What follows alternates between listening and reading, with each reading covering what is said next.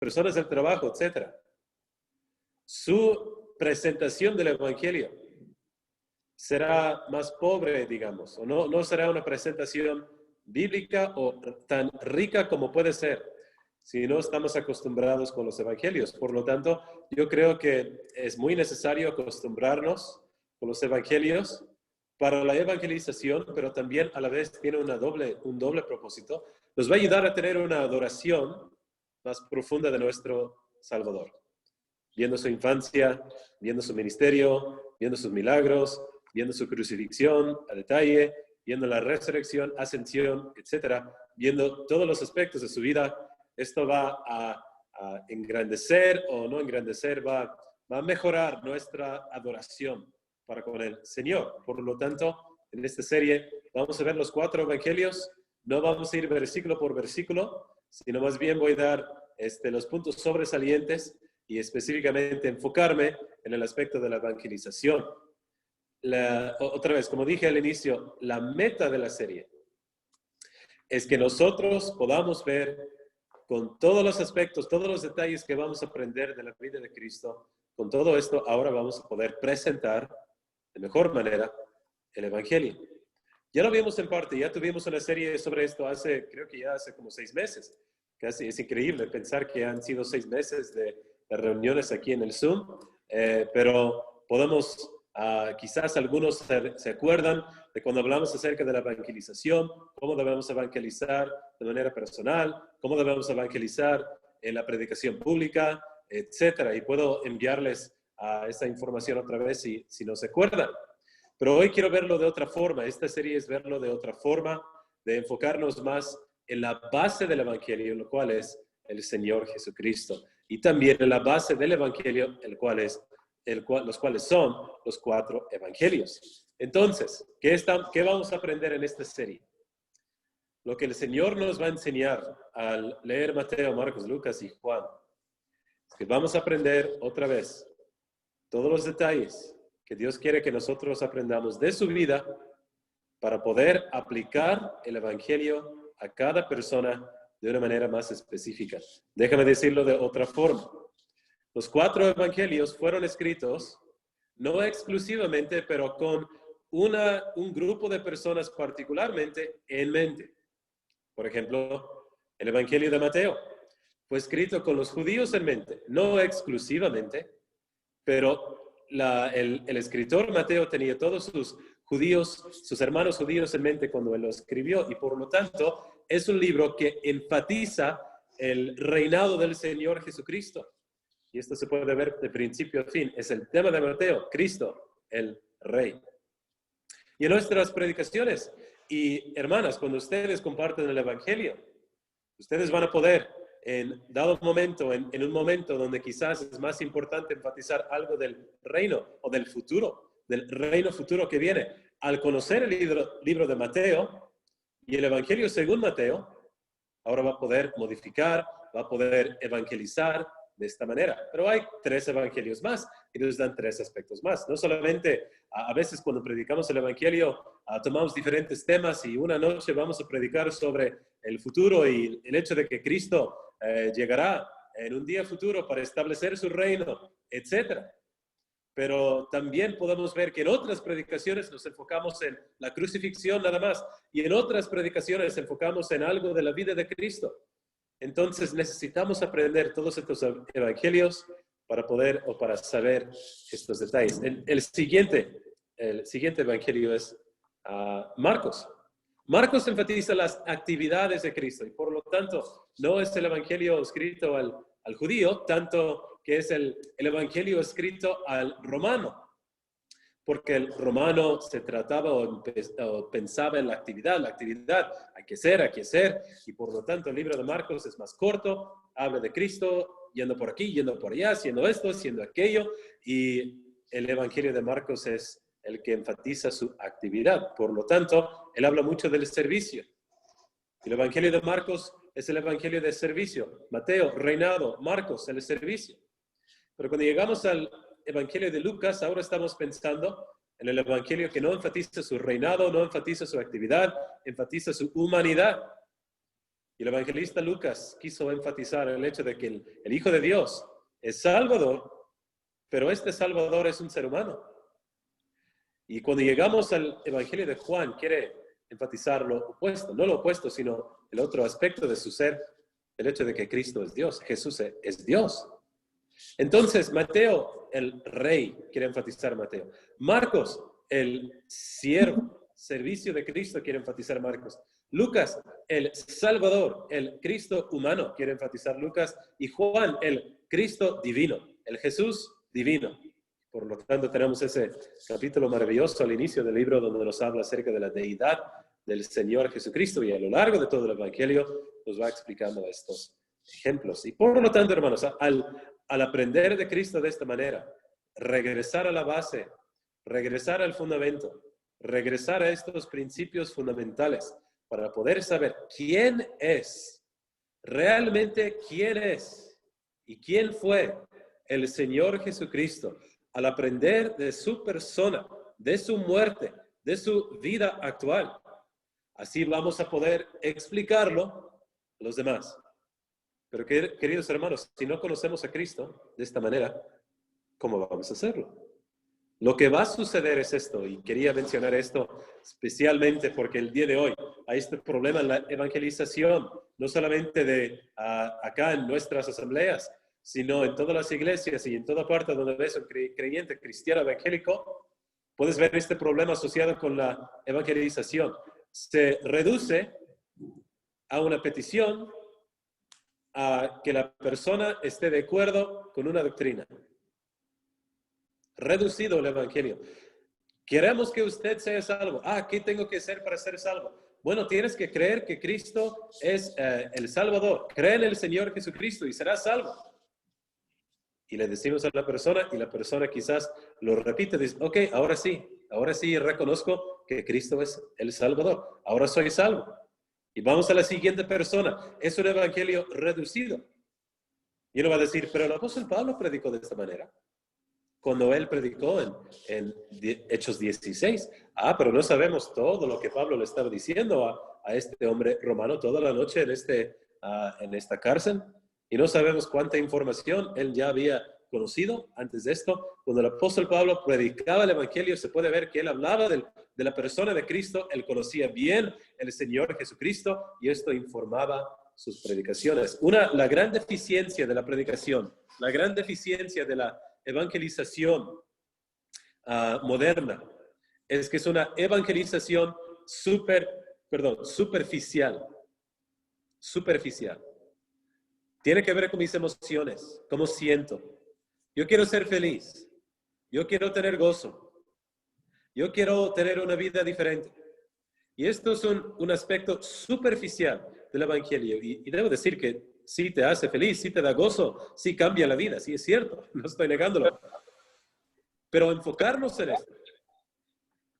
Al enfocarnos en esto, estamos predicando un evangelio superficial. Por lo tanto, ¿cómo podemos combatir esto? ¿Cómo podemos cambiarlo? ¿Cómo podemos corregir el problema en nuestras predicaciones?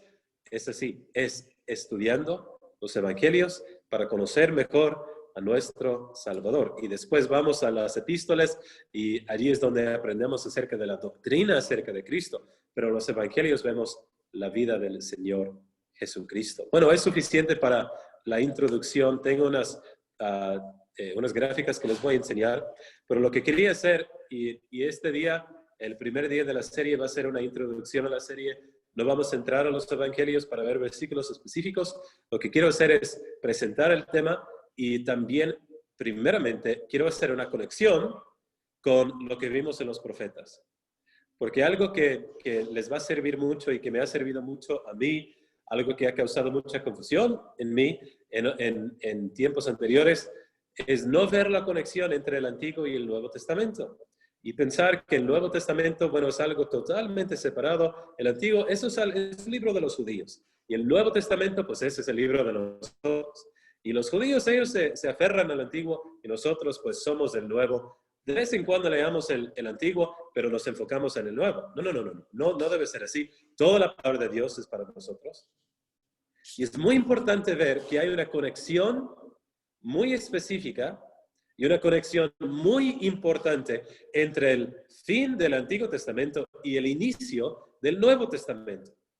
El problema es que hay 400 años más o menos entre el libro de Malaquías y el libro de Mateo. Y a veces pensamos, pues otra vez, 400 años y todos los judíos fue de mal en peor y llegamos a Mateo capítulo 1 y están los romanos, conquistaron a los judíos y viene Cristo y ahora los gentiles entran, nosotros, y el evangelio va a todo el mundo y pues ya no hay conexión con lo que sucedió en el Antiguo Testamento. Quiero sugerir esto, hermanos. No, de hecho, no lo sugiero.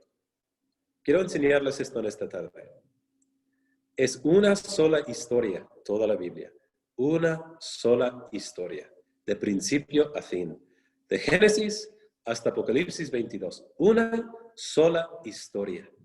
Y aunque hay 400 años entre Malaquías y Mateo, esto no quiere decir que Mateo sigue justo después del libro de Malaquías. No es otro tema, no es otra religión, otra forma de ver las cosas. Es el mismo Dios, la misma historia, el mismo libro y el mismo mensaje que Dios quiere que aprendamos. Entonces, todo esto como introducción, y lo que voy a hacer es explicarles cuál es la conexión o qué sucedió entre el libro de Malaquías, el libro de Mateo, y al final voy a darles introducción a los evangelios para poder empezar ya la semana que viene a ver los versículos específicos. Ahora, quiero hacerles una pregunta, no tienen que responder, no tienen que levantar la mano, pero quiero hacerles esta pregunta. ¿Qué sucedió después del libro de Malaquías? Estudiamos Ageo, Nehemías, no estudiamos Nehemías, pero vimos Ageo y Malaquías, los últimos profetas, y vimos todos los profetas, y al final, ¿qué sucedió? Regresaron de Babilonia, regresaron del el imperio aqueménida, etcétera, regresaron a Jerusalén, construyeron el templo de nuevo y estaban en el país, estaban en Israel y empezaron a ofrecer sacrificios ciegos, etcétera, corrompidos. Y Malaquías viene y él predica y él les dice que están mal, pero que viene uno en el espíritu, o viene Elías y viene otra vez el mensajero del pacto, etcétera. Dice que viene otro, pero ¿qué sucede después de Malaquías?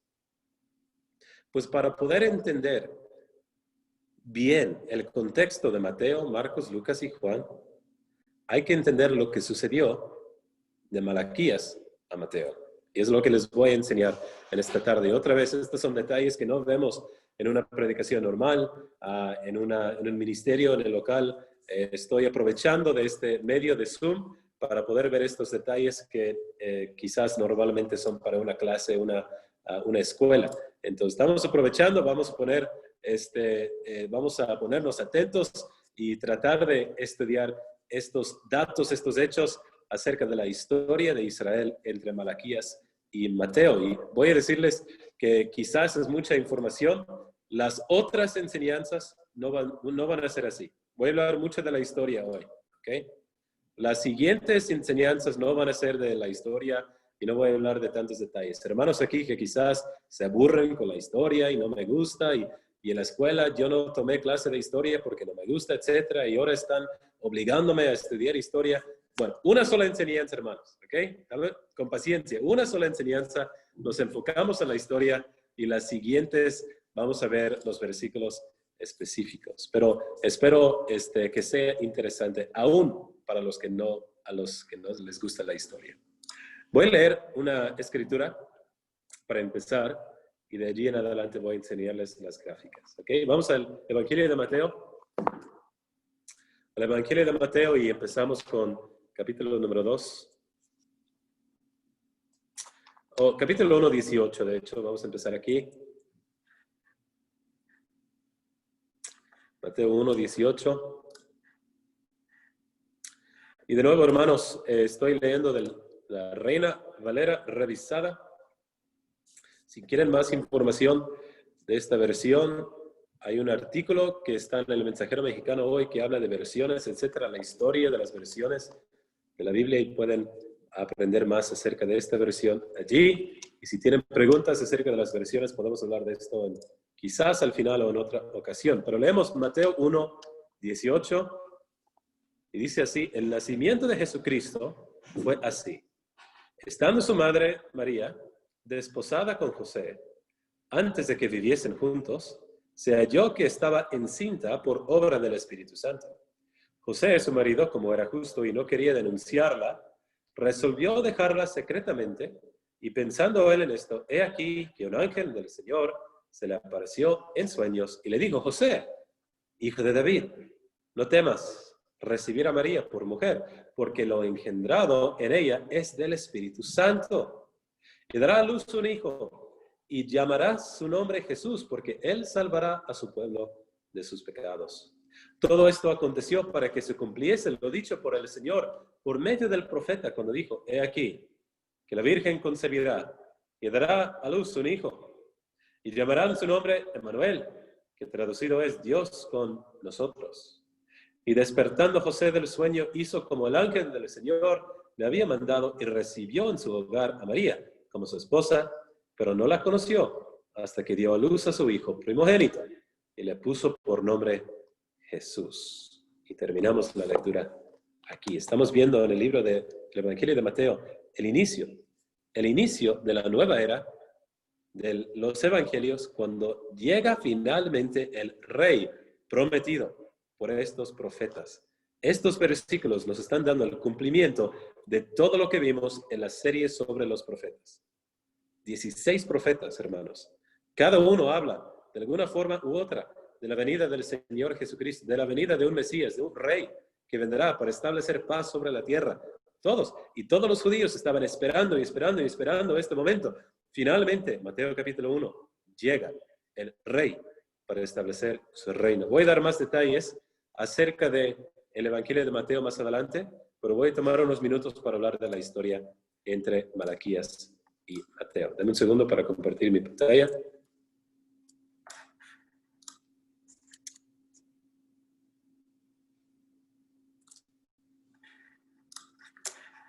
Muy bien.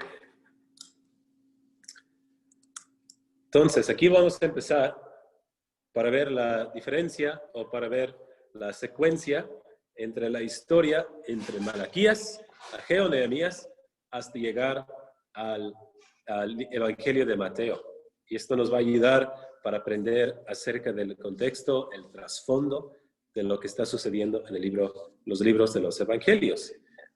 Voy a enfatizar, no tengo todas las notas aquí en la pantalla, pero pueden ver la pantalla y yo voy a ir explicando cada uno: el imperio aqueménida, helenismo, hasidismo, romanización. Voy a explicar estos 4 y también voy a dar unos detalles acerca de Alejandro Magno, Antíoco Epífanes, Pompeyo, los macabeos, etc. Voy a explicar todos los cuadros que tengo aquí, todos los cuadritos que tengo aquí, y así vamos a aprender de este periodo. ¿Okay? Si quieren tomar notas, muy bien, porque no están en la gráfica. Bueno, empezamos con el imperio aqueménida. Pues primeramente, podemos ver que terminando con Malaquías, podemos ver que estos judíos, en el libro, estos judíos ya habían corrompido. ¿Okay? Ya habían corrompido los sacrificios, pero lo que sucedió es que ellos ya no estaban enfocados en establecer un reino, pero de allí en adelante ahora estaban también pensando en un Mesías que vendrá en el futuro. Entonces habían judíos que habían corrompido, pero otros judíos que también habían empezado a pensar en el Mesías que venía. En estos tiempos terminó o murió el emperador Artajerjes, y otra vez de allí en adelante ya no hay escrito. ¿Okay? Entonces de Malaquías en adelante no hay escritos. Y se dicen los judíos, y específicamente hay un historiador que se llama Josefo, y él habla de cómo la profecía, y nosotros sabemos que esto es verdad, que la profecía terminó después de Malaquías. Por lo tanto, nuestras Biblias no tenemos estos libros apócrifos que no son inspirados. Y otra vez, hay toda una serie en Mensajero Mexicano que habla acerca de los libros apócrifos, etcétera, para explicar esto. Pero en los libros apócrifos que usted va a encontrar en Biblias católicas, por ejemplo, o en otras Biblias antiguas, no son libros inspirados. Por lo tanto, en este tiempo, la profecía terminó. Por lo tanto, desde aquí en adelante, solamente tenemos la palabra de historiadores. Los judíos antes de la venida del Señor Jesucristo, carecían o no tenían un profeta para estar en su presencia y para hablarles acerca del Señor. Tenían que aferrarse al Antiguo Testamento. Lo que nosotros vimos es que Dios mandaba en la serie anterior, Dios enviaba profetas y venían y predicaban y tenían la palabra de Dios en todas las edades. Ahora no tienen nada. Y por lo tanto están enfocándose en la venida de este Mesías que vendrá como profeta y él vendrá para ayudar, para reconstruir, para ser el rey sobre todos. Entonces ellos trataron de reconstruir, tuvieron un tiempo de tener algo de paz entre ellos y hubo una transformación. Por lo tanto, ¿okay?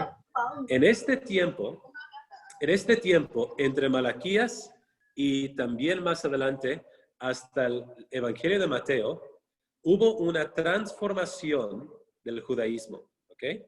Estoy aquí en el imperio aqueménida, aqueménida y este tiempo entre Ageo, Nehemías, Malaquías. De aquí en adelante hay una transformación del judaísmo. Por lo tanto, el judaísmo que vemos al final de los profetas que acabamos de ver y el inicio del Evangelio de Mateo es un judaísmo totalmente diferente. ¿Ok? Y hay varios eventos que contribuyeron a esto, pero suficiente para decir que fue totalmente transformado. Una de las cosas que vemos, y son tres, pero una de las tres cosas que vemos que transformaron al judaísmo fueron, número uno, las sinagogas. Empezaron a usar sinagogas. ¿Ok? Y por lo tanto, cuando entramos al Nuevo Testamento, en los Evangelios, Cristo va a las sinagogas, va al templo, pero muchas veces con sinagogas y Pablo también. Número dos, la ley oral.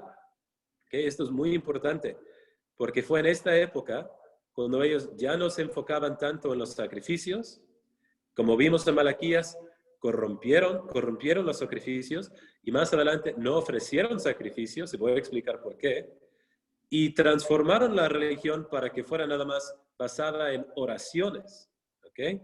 En arrepentimiento.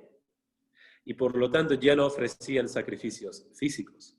Número tres, ellos aprendieron otro idioma el imperio aqueménida, con los persas, y fue el idioma arameo. Por lo tanto, ya no hablaban hebreo, sino todos, la mayoría, su primer idioma fue arameo. Y hebreo fue solamente un idioma para la religión. Entonces, en esta época, tres cosas que transformaron al judaísmo al inicio o justo después de Malaquías fue, número uno, las sinagogas empezaron a usar la ley oral y el arameo. Número dos, lo que mencioné, número dos, la ley oral. ¿Qué es?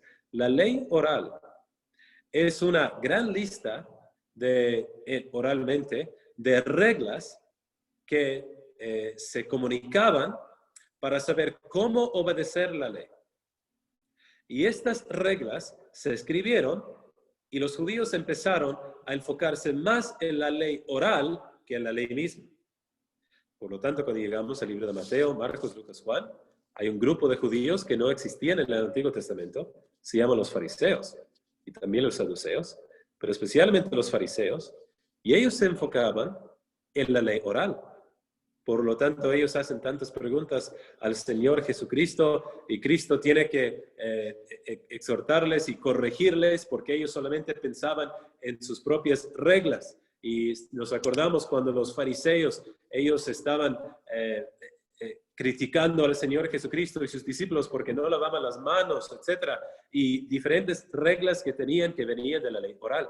Es en este tiempo cuando todo esto sucedió. Esto no viene del Antiguo Testamento, es en este tiempo intertestamental, como se llama, entre Malaquías y Mateo. Número dos, la siguiente fase se llama la fase de helenismo. ¿Ok? Helenismo. Y de aquí en adelante podemos ver un gran evento que sucedió, fue la conquista de Alejandro Magno, profetizado por el profeta Daniel, que ya vimos. Alejandro Magno llegó, conquistó a todo el mundo conocido, y él tuvo su imperio desde Rusia hasta Egipto, desde Grecia hasta Persia, es decir, todo el mundo conocido en aquel entonces. Y por lo tanto, Alejandro Magno, cuando él llegó, él trajo con él, o él llevó con él, él tenía con él su cultura también. Entonces Israel fue conquistado en este tiempo. Fueron libres para adorar, pero fueron conquistados por Alejandro, aunque antes estaban totalmente libres. Ellos fueron conquistados por Alejandro, y aquí en estos momentos, cuando ellos fue cuando ellos recibieron varias ventajas y bendiciones. ¿Okay? Voy a explicarlo de esta manera. Número 1, recibieron un estándar de vida más alta, la comunicación cambió totalmente, la infraestructura cambió totalmente, la administración cambió totalmente. Entonces, el estándar de vida de los judíos con Alejandro Magno fue mejor de antes. Y esto es un aspecto positivo de Alejandro Magno. Número 2, la cultura cambió totalmente. Y esto no es tan positivo, pero la cultura cambió totalmente y se llama este periodo helenización. ¿Eso qué quiere decir? Quiere decir que la cultura griega conquistó a toda la región. Pues, ¿qué contenía la cultura griega? Pues su cultura incluyendo su religión, incluyendo su deporte, incluyendo su comida, incluyendo el teatro, incluyendo todo lo que ellos hacían en la cultura griega. Ahora llegaba a Israel y ellos trataron de imponer su cultura sobre los judíos también. Este fue un aspecto negativo. Y número 3, el idioma griego. Antes era arameo, pero ahora todos tenían que aprender griego. Este es un aspecto positivo. Entonces, con helenismo podemos ver estos 3 grandes cambios. Estándar de vida subió, la cultura conquistó y el idioma cambió. El idioma de arameo ahora a griego. Entonces, Imperio Aqueménida, ¿qué sucedió? Sinagogas, ley oral y el arameo. Con el helenismo, con la conquista de Alejandro Magno, estándar de vida, cultura y el idioma. Y ahora llegamos más adelante, todavía tenemos el imperio griego, pero llegamos a una época que se llama la época del Ptolomeo y Seleuco. ¿Okay? Ptolomeo y Seleuco. Y estos eran 2 generales, o eran 2 partes del reinado griego.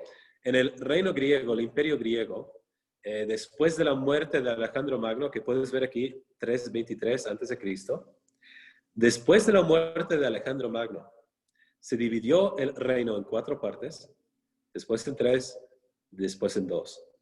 Y las últimas 2 partes eran el norte, que eran los seleucos y los seleucides, y también el sur, los ptolemaicos. ¿Okay?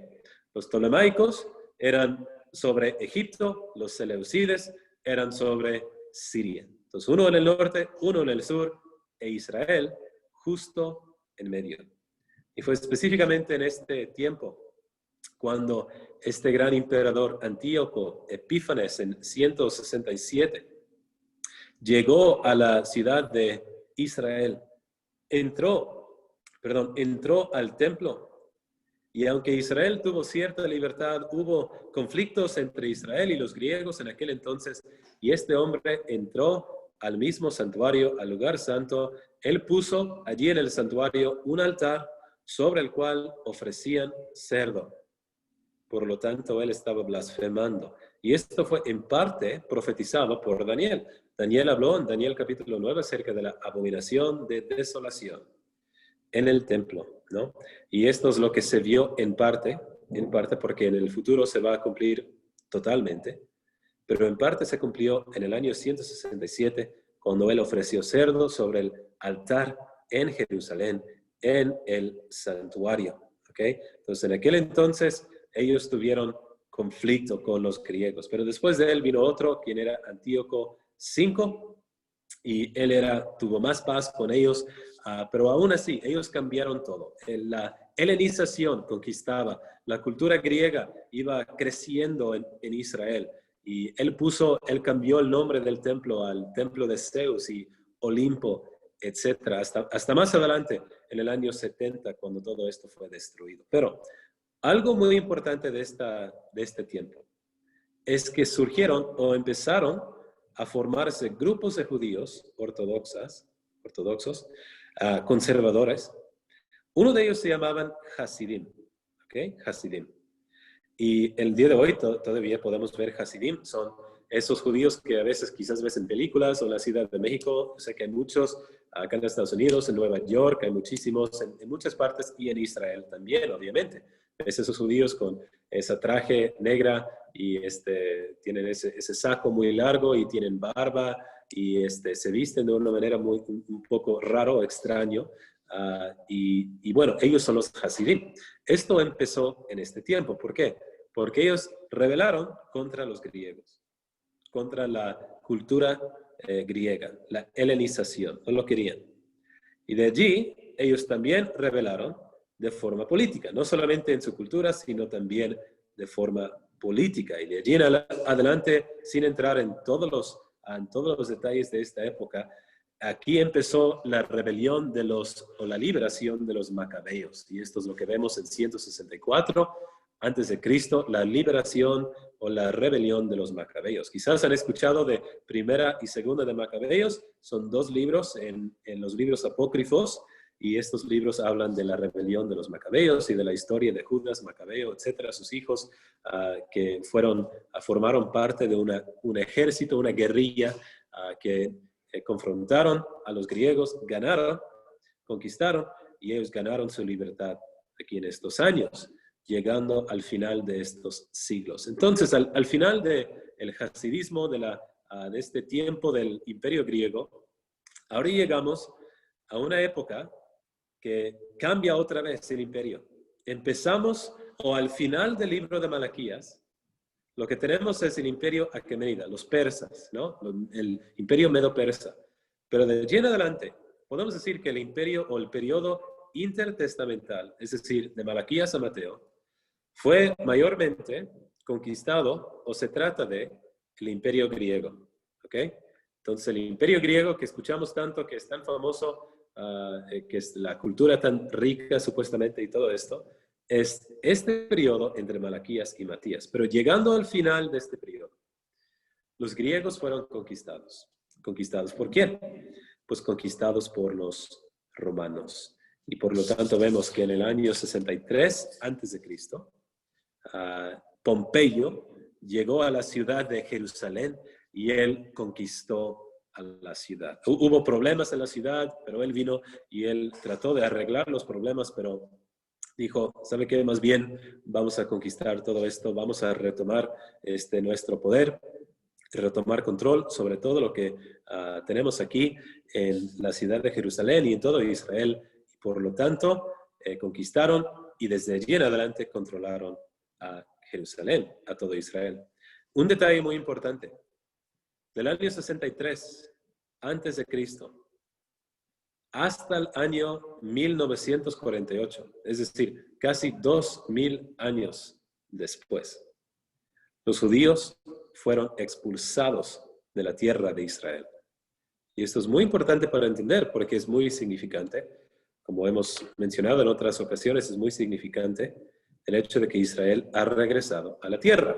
No quiere decir que es una respuesta a la profecía o cumplimiento de profecía, pero es muy significante que ellos otra vez están en la tierra en nuestros días. 2000 años no lo tuvieron.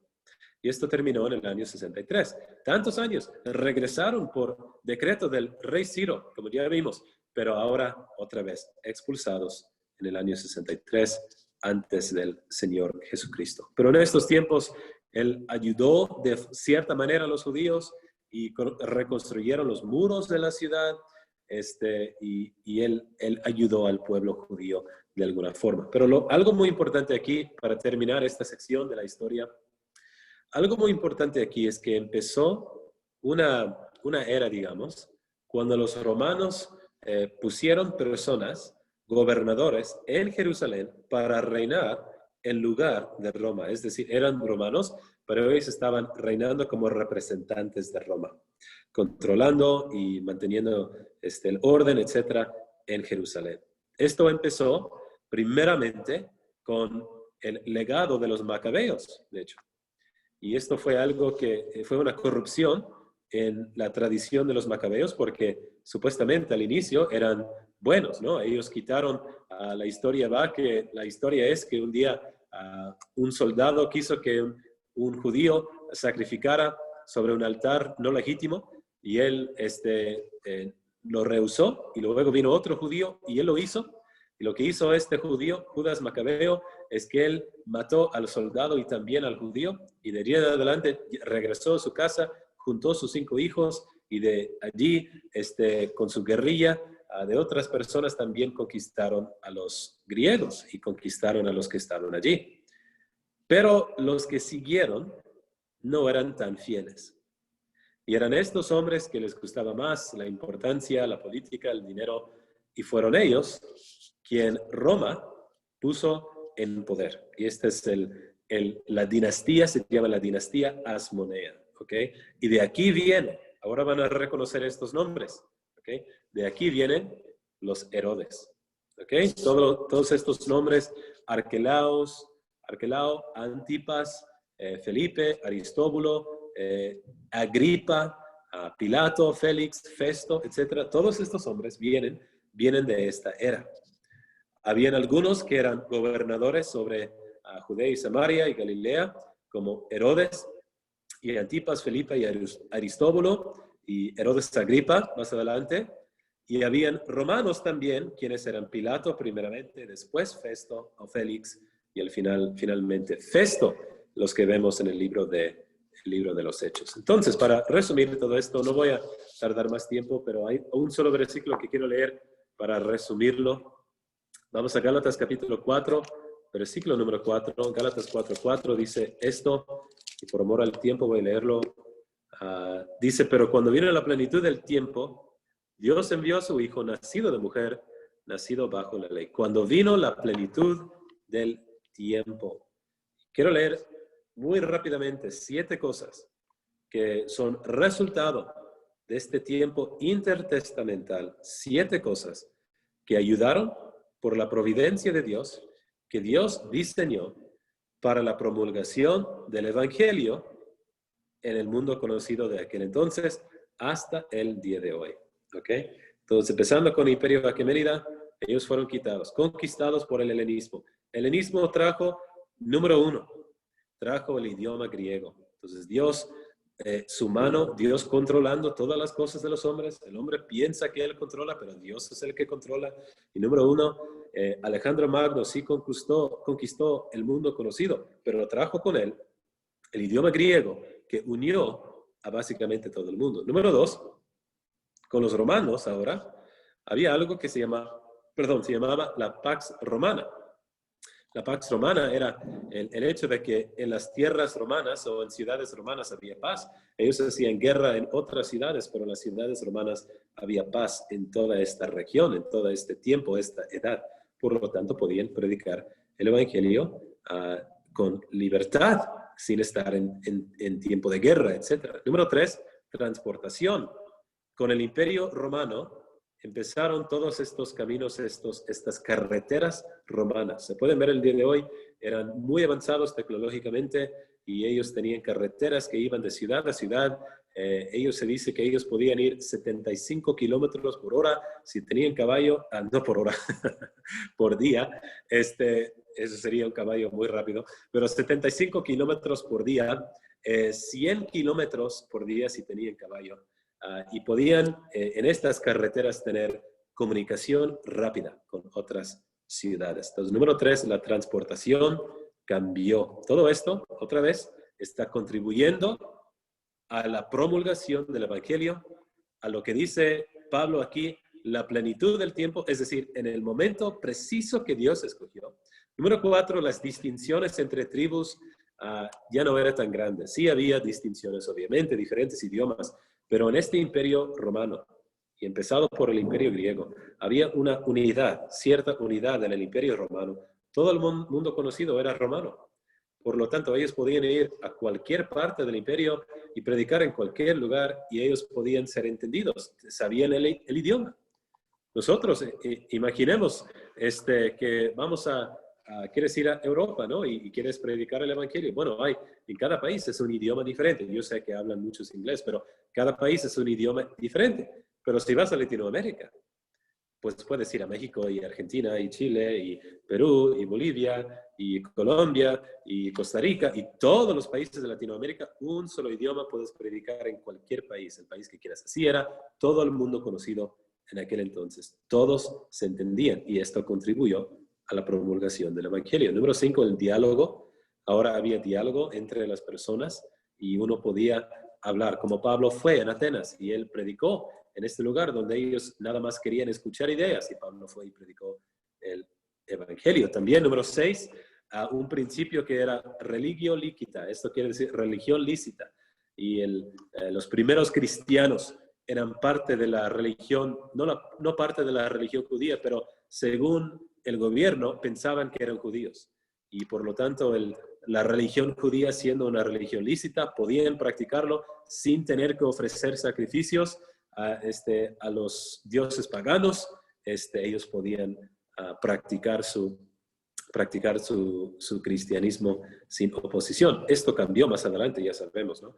Pero al inicio no fue así. También, número 7, justicia. Hubo justicia, de cierta forma. Mucha corrupción, como siempre, pero hubo más justicia que antes. Y por lo tanto vemos al apóstol Pablo aprovechando de sus derechos como ciudadano romano, por ejemplo, en varias ocasiones. Y podemos ver que él usó este beneficio de la justicia en el imperio romano. Entonces, estas 7 cosas que mencioné, el griego, la Pax Romana, la transportación y comunicación, las distinciones, ciudades cosmopolitas, por lo tanto, se borraron las distinciones de cierta manera. Número 5, el diálogo. Número 6, la religión era lícita. Y número 7, había cierto estándar de justicia, en el imperio romano.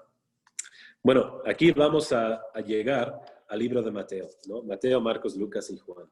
Ahora teniendo toda esta historia en mente, y ha sido muchísima información, yo sé, como ya les prometo, hermanos, no va a ser tanta información así, no vamos a regresar a la escuela de esta manera cada semana. Vamos a entrar a las Escrituras en las siguientes enseñanzas. Pero toda esta historia nos va a ayudar a poder ver el contexto, mejor el contexto de estos 4 libros del Evangelio. ¿Por qué? Porque ahora llegamos a la era de los romanos. Ya pasaron los babilonios, ya pasaron los persas, ya se fueron los griegos, ahora llegaron los romanos. Y aquí estamos, Israel bajo el imperio romano, bajo el control de estos romanos. Y en este momento, lo más importante, en las conversaciones de los judíos, en la mente de los judíos, lo que ellos estaban queriendo más que nada, ahora después de tantos años lejos del templo, tantos años en exilio, tantos años subyugados por otros imperios, ahora en este momento, en la plenitud del tiempo, ellos querían un rey, alguien para venir, para redimirles, y estaban hablando en este tiempo de Mesías, de un rey, alguien para venir, el que los profetas profetizaban y prometían que vendrá un rey para librarles. Pues este mismo tiempo fue cuando vino el Señor Jesucristo. Por lo tanto, el Evangelio de Mateo nos habla del soberano, del rey, la manifestación del rey. Vino el rey. Ya sabemos lo que sucedió en el resto de la historia, pero veremos en otras semanas los detalles de esto y cómo aplicarlo al Evangelio y cómo usar esta información para informar y para mejorar nuestra evangelización. Pero suficiente para el día de hoy saber esto. Ellos esperando al rey, Mateo nos explica que vino el rey. En este momento vino el Señor Jesucristo, pero también el Evangelio de Marcos. Este rey habló de su servicio y vemos su actividad en el Evangelio de Marcos. Aplicaremos todo esto a la evangelización. Ahí tienes 3 referencias a los llamados de Cristo, a obediencia, cercanía a Dios y sacrificio de la vida.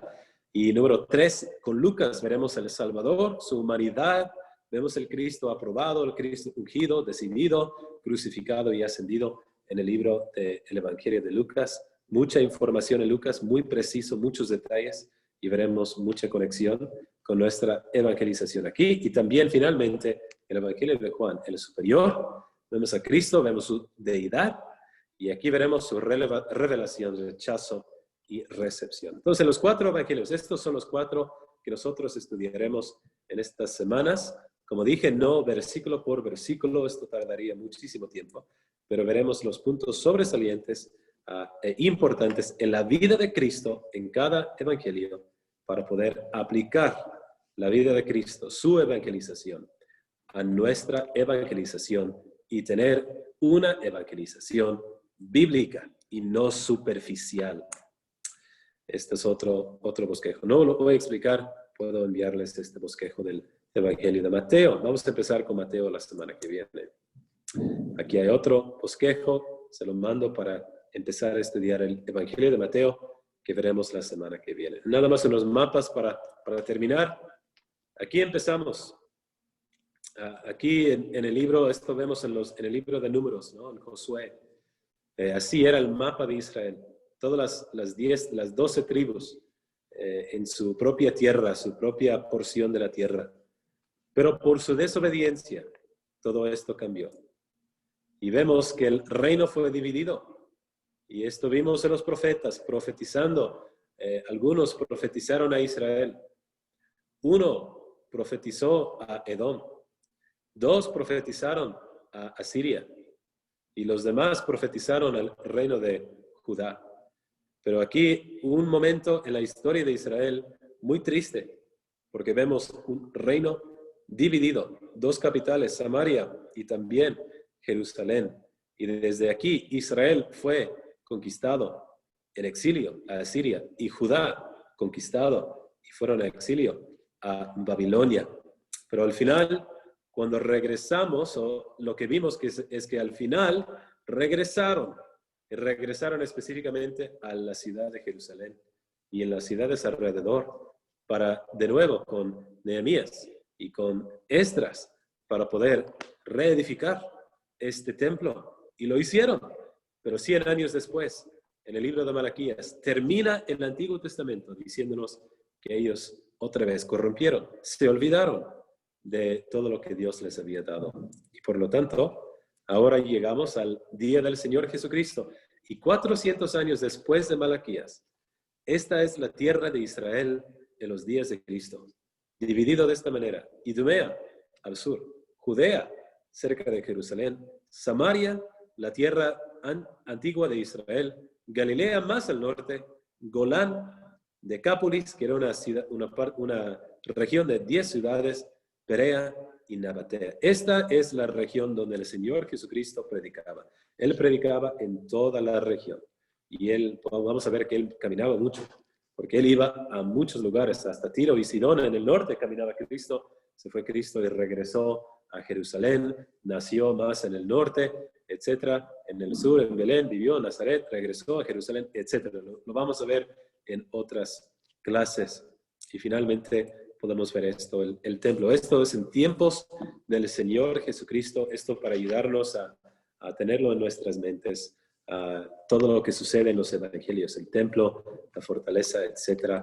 Puedes ver el palacio de Herodes, Herodes quien llegó otra vez, ¿se acuerdan? De la dinastía de los Macabeos y que fue escogido por los romanos, aunque era un hombre no fiel a Dios y que conquistó o también afligió a los judíos, etc. Y aquí podemos ver el día de hoy. Vamos más adelante, hasta el día de hoy. Fueron expulsados. Entonces, de aquí podemos ver en el año 63, primeramente llegó Pompeyo y lo conquistó. Estableció los Herodes, la familia de Herodes sobre su ciudad y también Pilato sobre la ciudad. Pero más adelante, en el año 70 después de Cristo, llegó el emperador Tito y él llegó y conquistó la ciudad otra vez, lo destruyó y los judíos no podían regresar a la ciudad, fueron expulsados de nuevo hasta el año 1946. Aquí podemos ver que en este año había unas colonias, todo lo que es amarillo aquí al lado izquierdo, lo que es amarillo son las colonias de sionistas, de judíos en aquel entonces, pero la mayoría era de Palestina. Pero después, en 1947, la plan de partición, ahora Israel ganó una buena parte de su tierra, aunque Palestina todavía estaba allí.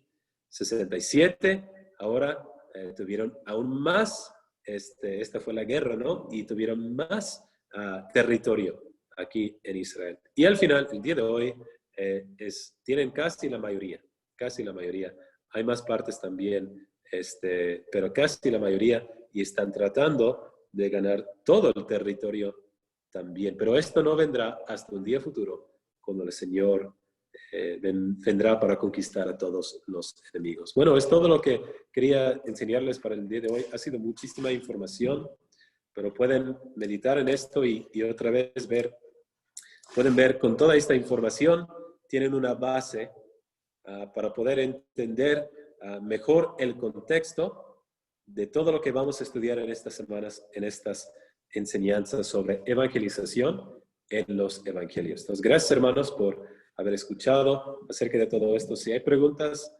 voy a orar y después hay tiempo de preguntas, pueden levantar la mano, pero voy a orar y después terminamos y platicamos. ¿Ok? Entonces, oremos. Padre Santo, damos las gracias de nuevo por tu palabra. Damos las gracias que podamos leer en estos evangelios acerca de nuestro Salvador, el que ha venido, el que nos ha enseñado la salvación, nos ha enseñado específicamente cómo ser salvos, pero Padre, nos ha enseñado que Él es la salvación. Él habiendo ofrecido su propia vida, habiendo derramado su sangre, habiendo sido crucificado, pero también el que resucitó es nuestra esperanza, nuestro Salvador. El día de hoy nosotros tenemos la esperanza de verlo otra vez, de verlo por primera vez, cuando regresa por nosotros. Pedimos que nos ayudes a aprender más de ti, de tu palabra, aplicar todo lo que vamos a leer en estos evangelios, que nos ayudes a entenderlos bien, aplicarlos a nuestra evangelización. Pedimos que nos ayudes a aprender a evangelizar como el Señor Jesucristo evangelizaba. Y Padre, que nos ayudes a aprender más de su santa persona para profundizar y mejorar nuestra adoración. Damos las gracias por todo esto. Pedimos que nos ayudes en el nombre del Señor Jesucristo. Amén. Muy bien, hermanos. Gracias por su paciencia.